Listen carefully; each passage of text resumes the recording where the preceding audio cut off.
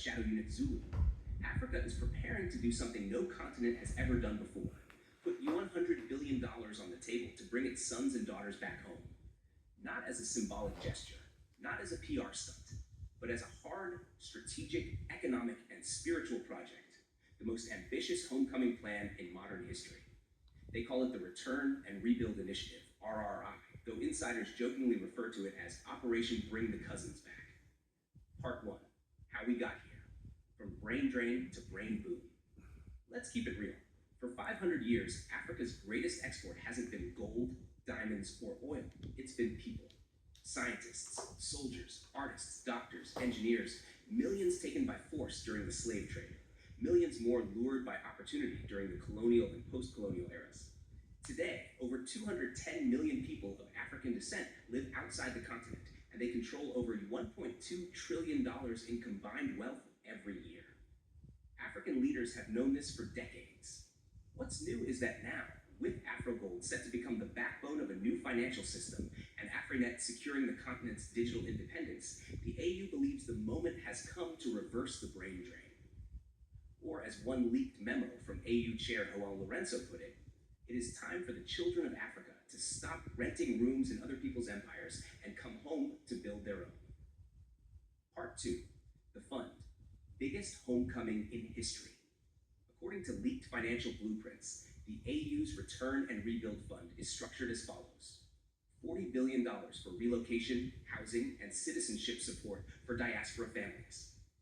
$30 billion in business grants and investment capital for diaspora-led companies. $20 billion for research, tech, and innovation zones to attract global talent. $10 billion for cultural restoration projects, museums, media platforms, and education programs. The money will come from a mix of sources. AfroGold reserves, contributions from the African Development Bank, and a coalition of wealthy African investors. Billionaires like Aliko Dangote, Patrice Motsepe, and Strive Masiyiwa are all named in the documents as private backers. One section of the memo reads simply, "Our people built other nations. It's time they built their own." Part 3, pilots already underway. The program isn't some distant dream.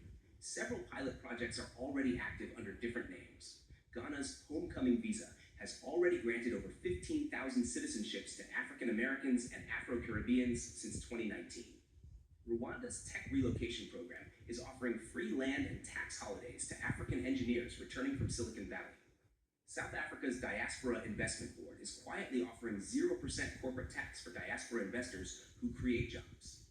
These initiatives, previously seen as individual national projects, are now being consolidated into one continental plan, under one budget, one passport policy, and one homecoming banner.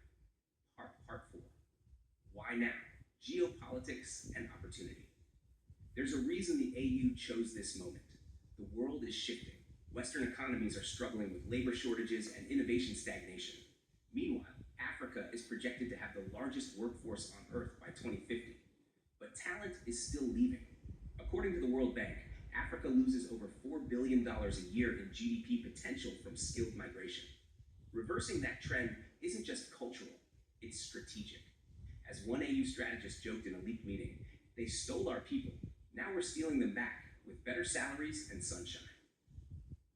The fund is also tied to AfroGold's rollout, with the new currency expected to anchor trade across 55 nations by 2026. AU leaders see diaspora capital as the fuel that will supercharge Africa's economic takeoff. Part 5, the diaspora response. Emotion, opportunity, tears. The leaks triggered an emotional storm across the diaspora. In Atlanta, an African-American venture capitalist told SABN he was already preparing to relocate his AI firm to Nairobi. In London, a Ghanaian neurosurgeon who had spent 20 years in the NHS said he was finally ready to go home and build something for my own people. In Brazil, Afro-Brazilian activists called the plan a new exodus, a chance to rewrite the history of forced migration with voluntary return. And in Jamaica, one Rastafarian elder simply said, "The prophecy is being fulfilled. The children are coming home. Even celebrities are getting involved." Leaked documents mention exploratory talks with figures like Idris Elba, Rihanna, and Akon, who are reportedly considering roles as global ambassadors for the Return Initiative. Part 6, citizenship and rights, the sixth region.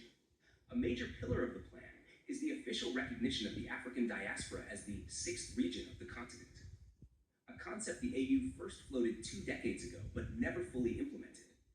Under the new policy, any person of African descent, regardless of where they were born, will be eligible for fast-track citizenship in one of the 55 AU member states, a Pan-African Diaspora Passport that grants visa-free travel across the continent, the right to vote in continental elections and even run for AU-level office. The idea is simple but revolutionary. Diaspora Africans will not be foreign investors. They will be citizens returning home. Part 7. Western Panic, the new brain drain. If you think the West is happy about this, think again. A leaked memo from a European intelligence agency warns that mass repatriation of African talent could devastate key industries.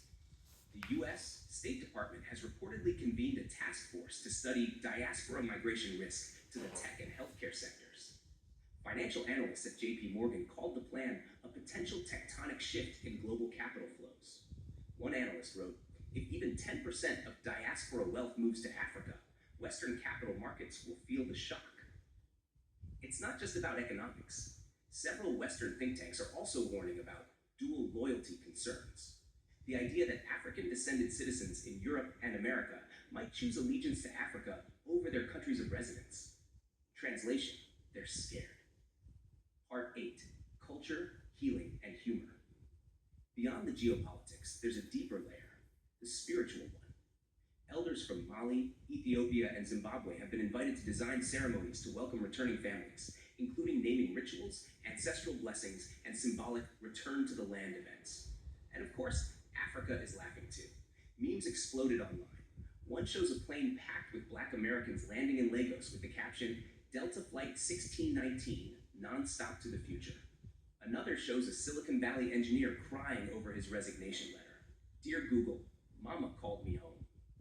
Part 9, AfroGold, the engine behind the homecoming loan. The Return and Rebuild initiative is about hearts, but make no mistake, it's also about money and power.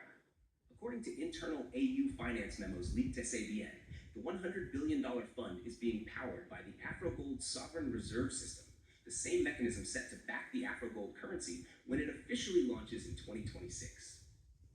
In plain terms, the AU is ring-fencing part of the continent's vast mineral wealth, gold, platinum, rare earths, and converting it into a financial base for diaspora return. This means the fund isn't charity, it's collateralized continental wealth, a way of saying, we're rich enough to invest in our people. One internal slide deck even had a line that made AU commissioners laugh out loud. The West took trillions from African soil. Now we're using that same soil to bring our people home. The fund structure also allows diaspora investors to buy AfroGold bonds, meaning they can profit while contributing to the homecoming. A clever economic loop designed to attract trillions more over time. Part 10, how the money will be used. The leaked strategy document splits the fund's priorities into 5 flagship programs. 1, Diaspora Smart Cities, new urban centers built from scratch in places like Ghana, Kenya, and Angola with state-of-the-art infrastructure, 5G Afronet connectivity, and tax-free business zones. 2, Innovation Parks, co-funded research and technology hubs that offer free labs and grants to diaspora scientists and startups. 3, Land and housing schemes, large plots of agricultural and residential land offered to returning families under low-interest ownership programs. 4, Cultural and media centers, massive investment in film, music, publishing, and media platforms to amplify African stories globally.